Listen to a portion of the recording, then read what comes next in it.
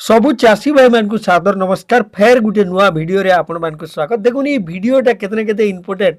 जदि आपण भाबुचन जमुना धान के रबी रे करा जाई पारबा किने जेनटा कि 5 जमुना 804 बोली कि कहा होचे जेनटा कि खास धान है इटा के डालुआ रे करा जाई पारबा किने अनेक के चाषी भाई मान केतने केते प्रश्न रहसी जे इडा हेई पारु जे किने केनता आय रहउचे धान रोटा काना हेसी पूरा डिटेल जानवा वीडियो रे दर्शक बंधु कारण हूँ वीडियो इमुरसु सेमुरसा देखी सारा पर आपण पूरा जानी जीवे जे जमुना धान 5 जमुना 804 के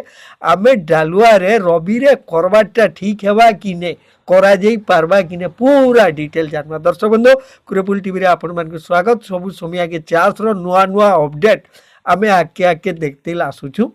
निहाती हिसाब रे पहला देखुले चैनल के सब्सक्राइब कर देबे केन कथा जदि चाष संपर्क रे जानबार अच्छे बोले भी निहाती कमेंट माध्यम रे जनाबे आसुन पूरा डिटेल जानबा। दर्शक बंधु ओडिशार नंबर 1 टॉप धान भितरे यादे 5 जमुना 804 धान रो रैंक रही छे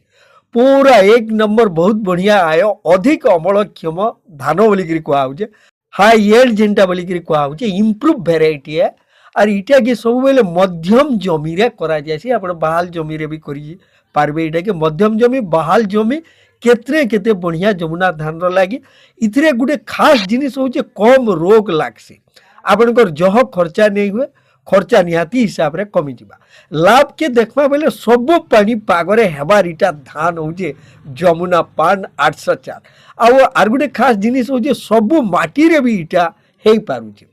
तार बाहर देखुन जेतकी भी रोग पोक माने जो रोग तो रोग पोक के भी ये धान संभाली पारबार क्षमता अच्छे केनसी रोग पोक हठात जमुना धान के गिरे नहीं पारन इटा होचे तार गुटे खास है।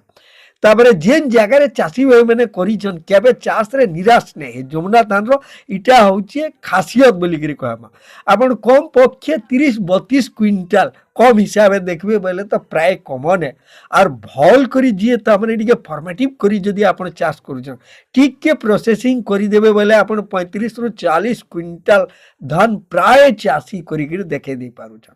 ई धान देखुन आपण रबी खरीफ रे जेंदा अनेकटी आमर चाषी भाई माने करूछन बोले सबे जेंदा गुटे प्रश्न हेसी जे इटा के रबी रे करा जाई पारबा किने शीत हला माने ठंडा समय के ई धान हेई पारुचे किने। दर्शक बंधु निहाती ध्यान रखु जदि आपनकर बेन्ना बहाल जमी अच्छे जेन जगह रे पानी ठीक सुविधा अच्छे काहे करी बोले ई धान होचे 140 रु 145 दिन दरकार देखि करी आपनकर रबी रे डालुआ रे और 5 दिन आके भी बढ़ी पारे माने पानी जदि ठीक सुविधा अच्छे